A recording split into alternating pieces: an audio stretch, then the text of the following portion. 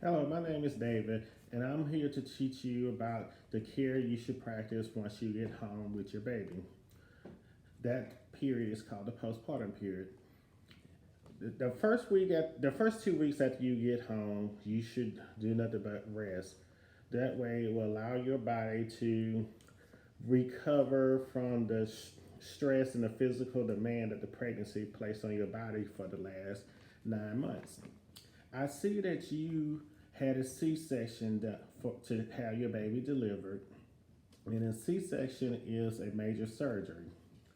And by having a C-section, that prolongs your recovery period compared to a vaginal delivery.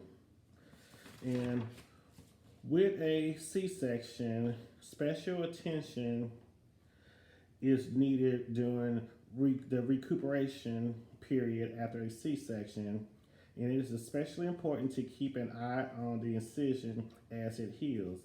If any of the following symptoms should occur, you should call your doctor.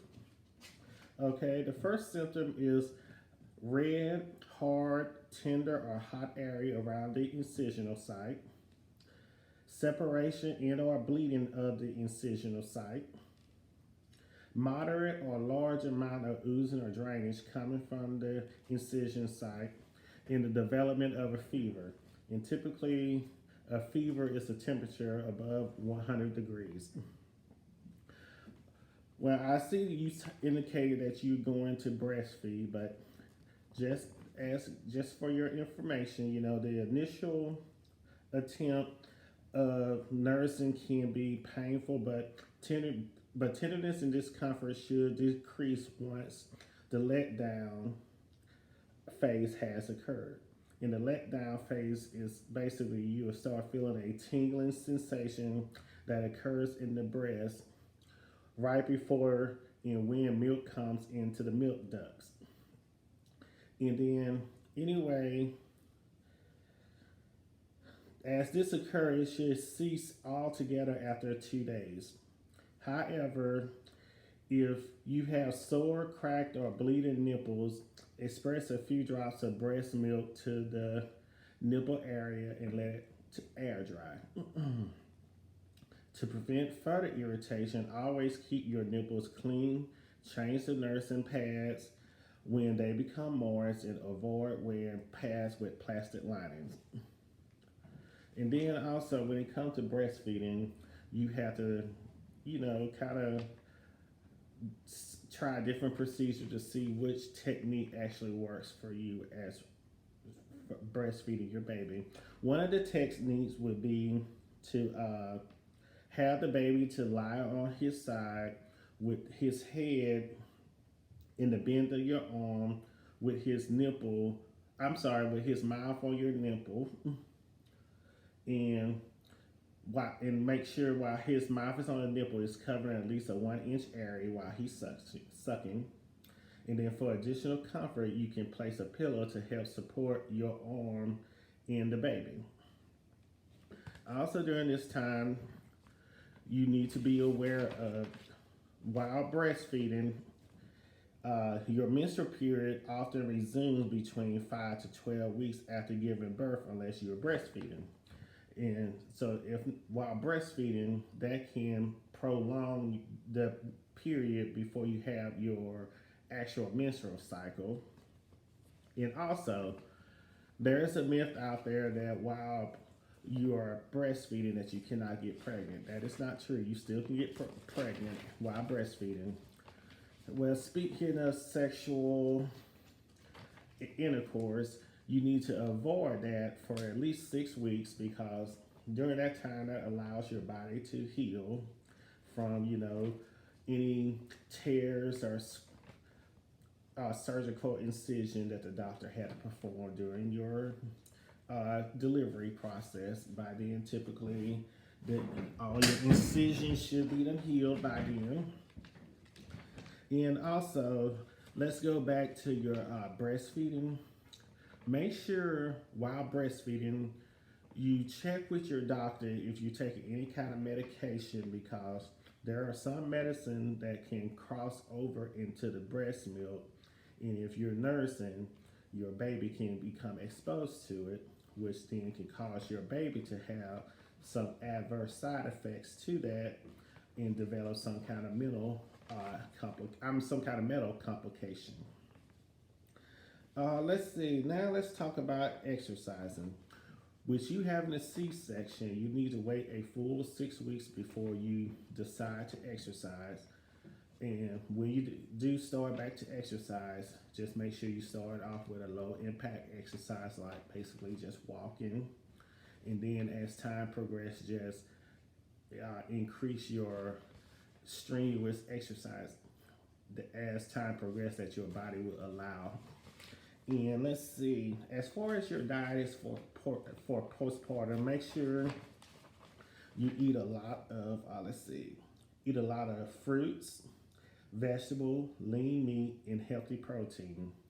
And limit your intake of processed foods and empty calories from high starch and sugary foods. So basically, you want to avoid as much as you can sandwich meats, because those are not good for you. They got a lot of sodium content and all that, and that could just cause you to develop high blood pressure and retain water and all of that. And let's see. Next, let's talk about there are some women that develop postpartum depression. And that's typically happen after having a baby. Some women, may experience overwhelming feelings of frustration, inadequacy, fatigue, and worry. And these conditions can be enhanced by life stressors such as finances, feelings of being overwhelmed, feeling of being isolated, and also work and home responsibilities can also affect you.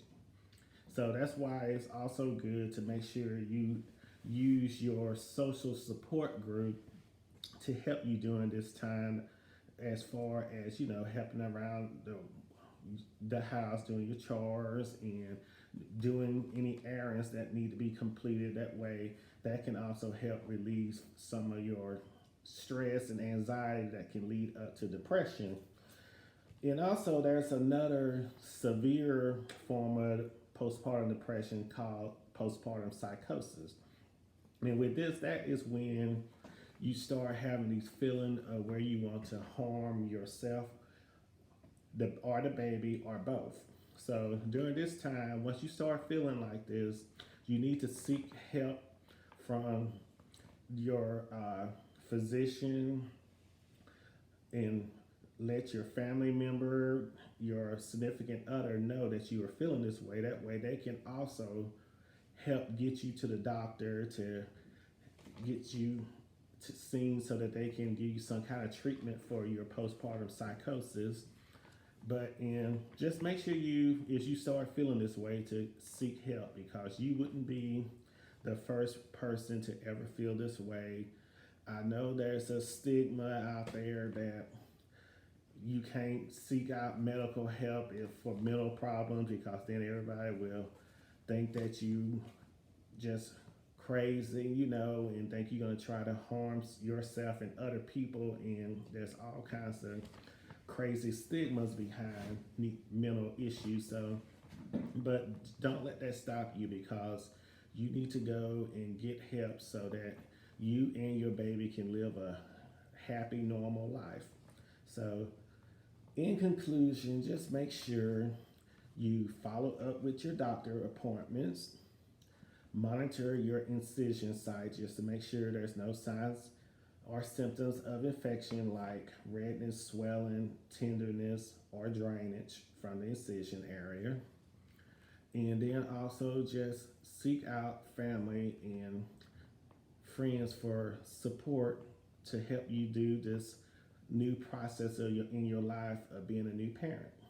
Because whatever you do, we all need a little help. And so just make sure you get the help that you need. And if, like I said, if you get to the point of where you think you need your doctor to prescribe you some medication because you are feeling overwhelmed and like you're going to harm your child, make sure you seek help.